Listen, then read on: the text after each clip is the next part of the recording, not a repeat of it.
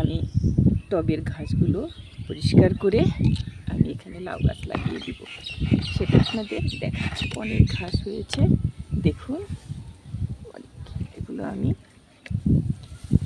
করে টবের মধ্যে লাউ গাছ লাগিয়ে দিই, এতে করে ফলন ভালো হবে আশা করি।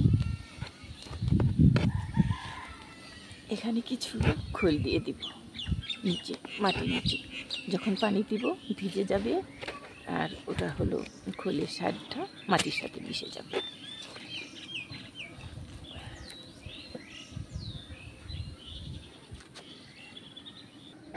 এখান থেকে আমি কিছু খোল নিব, নিয়ে গাছের গোড়ায় দিয়ে দিব। এখানে এখানে দিয়ে দিলে যখন আমি পানি দেব খোলটা ভিজে যাবে, ভিজে সার হবে, তার গুঁড়ো করার দরকার নেই। যেটুক সার আছে গাছে মোটামুটি ভালো আছে।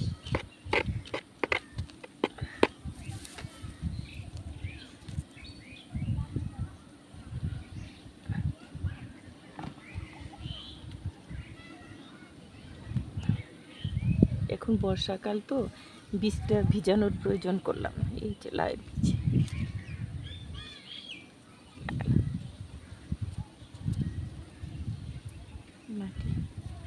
মাটি আমার খুব ভালো লাগে, মাটিকে আমি অনেক ভালোবাসি।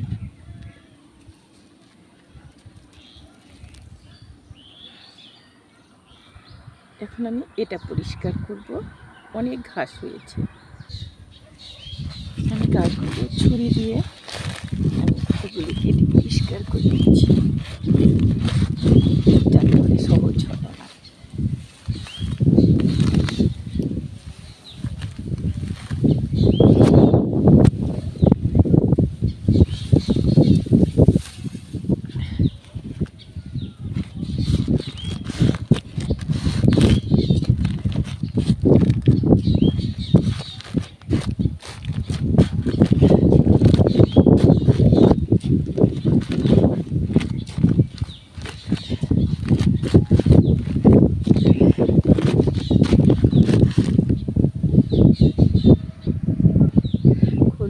টুকরোগুলো দিয়ে দিলাম, এগুলো ভাঙতো না, এগুলো যখন ভিজবে তখন ওগুলো আস্তে আস্তে ভিজবে, মাটির সাথে মিশে সার হয়ে যাবে। বর্ষা মাস তো সবসময় তো পানি পড়বে, সেই জন্য ভেঙে দিলাম না।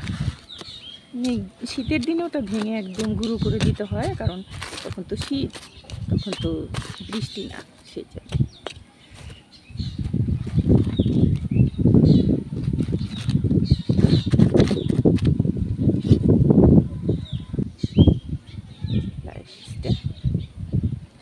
যে কয়টা আছে সে কয়টা সব লাগিয়ে দিব।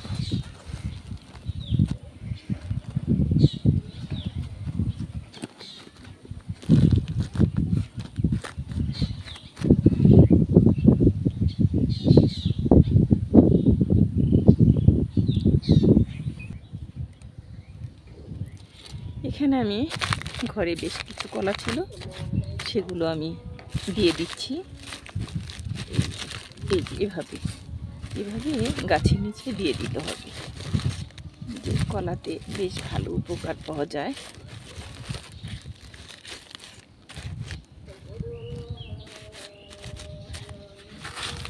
মাটিগুলো সরিয়ে এখানে দিয়ে দিই।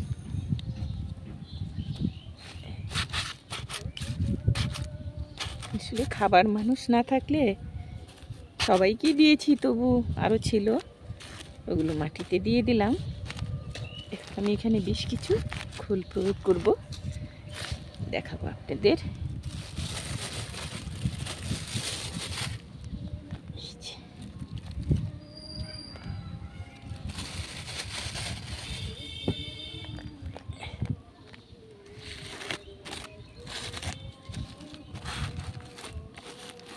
মাটি ভিজে ভিজে মাটির সাথে মিশে যাবে, গাছও সুন্দর হবে।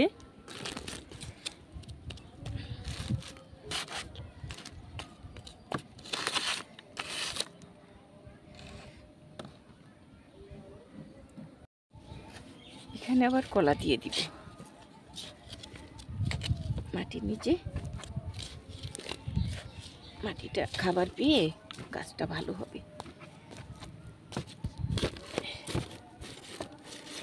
এখানে লাগাবো, আবারও আমি শশা গাছ লাগিয়ে দিব, কারণ মাটিটা একটু হোক, সার হোক, পরে লাগিয়ে দিব এভাবে।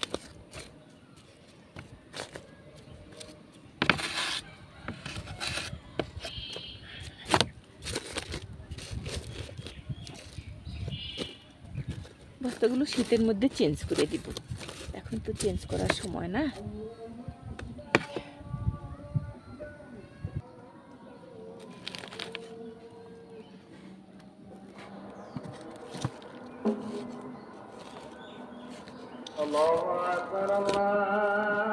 আজান দিচ্ছে, তাড়াতাড়ি করতে হবে, আজান দিয়ে ফেলেছি।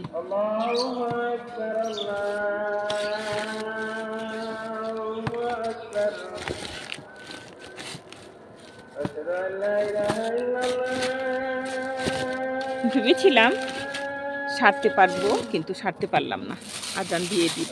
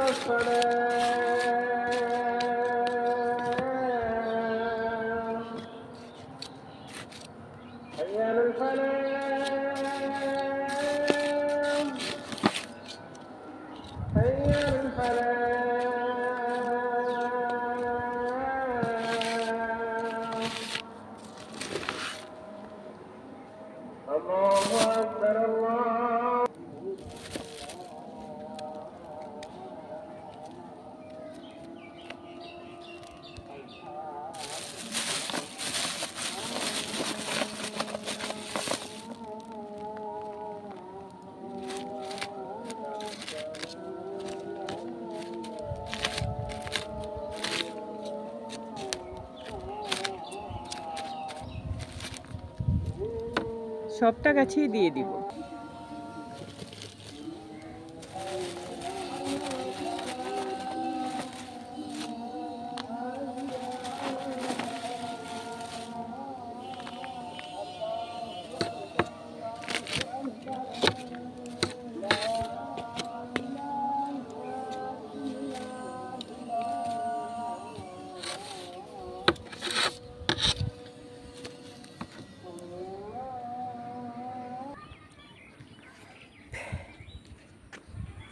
প্রিয় দর্শক, আমি সব সব গুচ্ছগুলো উঠিয়ে ফেলেছি, মানে যে ঘাসের গুচ্ছ, ওগুলো সব উঠিয়ে ক্লিন করে দিয়েছি একদম। তারপরে সাথে সাথে আমি খোল দিয়ে তারপরে আমি লাউ গাছ লাগিয়ে দিলাম। আলহামদুলিল্লাহ, দেখি কেমন হয়, আশার তো শেষ নেই। সব একদম ক্লিন করেছি, অনেক পরিশ্রম করলাম। এখন বিদায়ের পালা। ভালো থাকবেন, সুন্দর থাকবেন, আমার ভিডিওগুলো দেখবেন, এটাই আমার আশা। আসলে যেভাবে আমি কাজ করি সেভাবে ফলনও পাই, তার জন্যে আজকে একটু কষ্ট করে হলেও গাছগুলো লাগিয়ে গেলাম। ভালো থাকবেন, সুন্দর থাকবেন, এটাই চাওয়া, আপনারা যেন ভালো থাকেন। আল্লাহ হাফেজ।